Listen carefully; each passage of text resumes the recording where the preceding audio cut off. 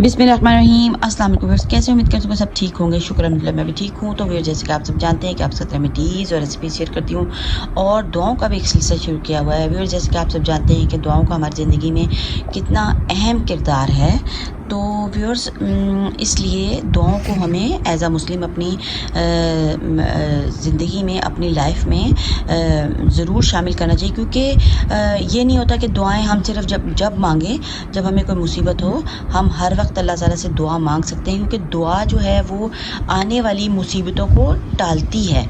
इसलिए हमें दुआओं का एहतमाम करना चाहिए। इसीलिए अल्लाह ताला ने सुबह शाम की दुआएं उतारी हैं। तो व्यूअर्स, एज अ मुस्लिम हमें पूरे अकीदे और एहतराम के साथ दुआओं का एहतमाम करना चाहिए। व्यूअर्स देखें, दुआओं का रंग नहीं होता दुआओं का, पर ये रंग भर देती हैं ज़िंदगी में, ठीक है। पर मांगना शर्त है और मांगते ही रहना उससे बड़ी शर्त है। तो व्यूअर्स, इसलिए ये आज की वीडियो की जो सिलेक्शन है वो है घर से नहुज़त और गलत फहमी का ख़ात्मा हम किस तरह कर सकते हैं। अब ये किस तरह होता है, क्योंकि हम घरों में नहुज़त पड़ जाती है, हम लोग बस सारा दिन जो है वो दुनियावी कामों में मसरूफ़ रहते हैं और अल्लाह रसूल का नाम नहीं रहते, दुआओं का एहतमाम नहीं करते, सुबह शाम की दुआओं का एहतमाम नहीं करते, सुन्नत पर अमल नहीं करते।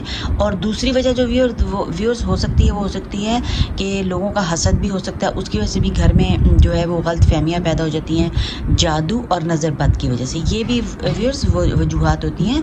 तो इसीलिए जब दुआओं का एहतमाम करना चाहिए। तो व्यूअर्स, वीडियो थोड़ी सी लंबी हो जाती है, तो मैं जो हूँ थोड़ा चाहती हूँ कि आप लोगों को डिटेल में बताऊँ ताकि समझ आ सके। तो व्यूअर्स, आज की जो है वीडियो की सिलेक्शन है कि घर से नहुज़त और गलत फहमियों का ख़ात्मा किस तरह हम कर सकते हैं। तो उसके लिए क्या करना है, या वदूदू या सलामू, ये पढ़ना है। हर नमाज के बाद एक तस्बीह पढ़नी है। घर से नहुज़त, झगड़े, बेचैनी और गलत फहमियाँ ख़त्म हो जाएंगी।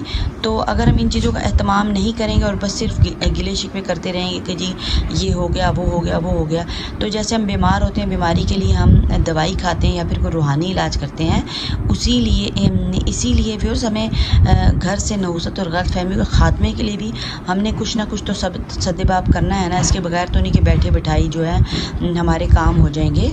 हरकत में ही बरकत होती है, क्योंकि इसके बगैर हरकत में बरकत, जब आप हरकत करेंगे तो बरकत होगी ना। और बैठे रहेंगे और बस सोचते रहेंगे, सोचने से कुछ भी नहीं होता। हर काम के लिए हमें इम्प्लीमेंट करना पड़ता है, मेहनत करनी पड़ती है और फिर हमें वो चीज़ हासिल होती है।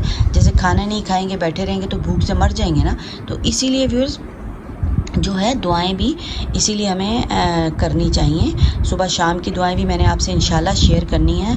वो पढ़ लें तो पूरा दिन हमारा जो है वो लॉक हो जाता है। पूरा दिन जब लॉक हो जाएगा तो माशाल्लाह से रहमतें, बरकतें भी हासिल होंगी और आसानियाँ भी हासिल होंगी और घर से नहुज़त और गलत फहमियों का भी ख़ात्मा होगा। अगर घर में नहुज़त और गलत फहमियाँ व्यूअर्स हों तो घर का माहौल जो है ना वो अजीब सा हो जाता है, मतलब हर बंदा ही सफ़र कर रहा होता है।